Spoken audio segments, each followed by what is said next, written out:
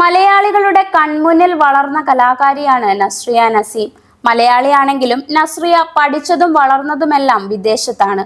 ഗായികയാണെന്നത് കൊണ്ട് തന്നെ ചെറുപ്പം മുതൽ സ്റ്റേജ് ഷോകളിലും ടെലിവിഷൻ പരിപാടികളിലും സജീവമായിരുന്നു.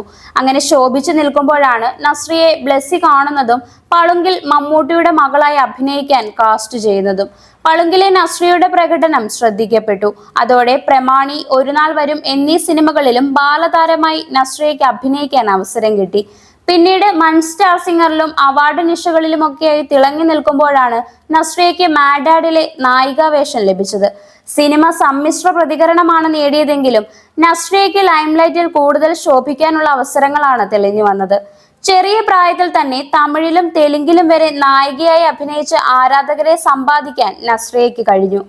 29കാരിയായ നസ്രിയ നടൻ ഫഹദ് ഫാസിലിനെ പ്രണയിച്ച് വിവാഹം ചെയ്തതോടെ ഏറെ നാൾ സിനിമയിൽ നിന്നും വിട്ടുനിന്നിരുന്നു. വിവാഹിതരായ മറ്റുള്ള നടിമാരെ പോലെ നസ്രിയയും കുടുംബജീവിതവുമായി ഒതുങ്ങിക്കൂടുമെന്നോർത്ത് ആരാധകരും സങ്കടത്തിലായിരുന്നു. പക്ഷേ നസ്രിയ 4 വർഷത്തെ ഇടവേളയ്ക്ക് ശേഷം അഞ്ജലി മേനോൻ സിനിമ കൂടെയിലൂടെ സിനിമാ മേഖലയിലേക്ക് തിരികെ എത്തി. ഇന്ന് നസ്രിയ അഭിനയത്തിൽ സജീവമാണ്. തെലുങ്കിൽ നിന്നടക്കം നിരവധി അവസരങ്ങൾ നസ്രിയയ്ക്ക് വരുന്നുണ്ടെങ്കിലും താരം സിനിമ തിരഞ്ഞെടുക്കുന്ന കാര്യത്തിൽ വളരെ സെലക്റ്റീവാണ്. ഇന്ന് മലയാളത്തിലുള്ള ഏറ്റവും സമ്പന്നമായ താരജോഡികളിൽ നസ്രിയയും ഫഹദ് ഫാസിലും മുൻനിരയിൽ തന്നെയുണ്ട്.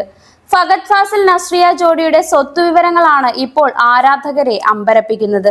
സിനിമാ കരിയറിന്റെ പീക്കിൽ നിൽക്കുമ്പോഴായിരുന്നു ഫഹദുമായുള്ള നസ്രിയയുടെ വിവാഹം. ഇരുവരും തമ്മിൽ 12 വയസ്സിന്റെ വ്യത്യാസമുണ്ട്.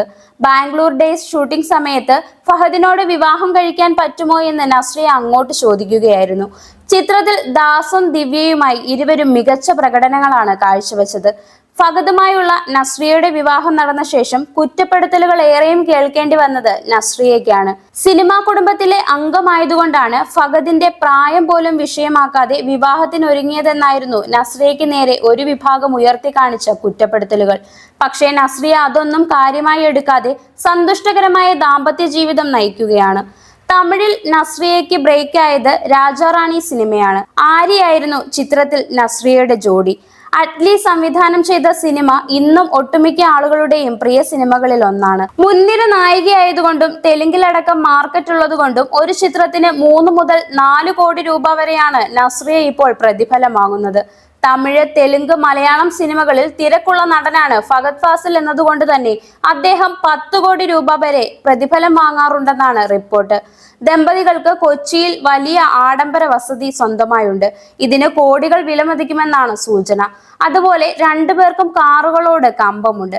ഡിഫൻഡർ, പോർഷെ, റേഞ്ച് റോവർ തുടങ്ങി നിരവധി ആഡംബര കാറുകൾ താരദമ്പതികളുടെ പക്കലുണ്ട്. യഥാർത്ഥ ജീവിതത്തിൽ രാജാവും രാജ്ഞിയുമായി ജീവിക്കുന്ന താരജോഡിയാണ് ഫഹദ് ഫാസിലും നസ്രിയയും. ആസ്തി 40 കോടിയിലേറെ വരുമെന്നാണ് സൂചന. അതേസമയം സൂര്യ 43യിലൂടെ ഒരു ഇടവേളയ്ക്ക് ശേഷം തമിഴിലേക്ക് തിരികെ എത്താൻ ഒരുങ്ങുകയാണ് നസ്രിയ നസീം.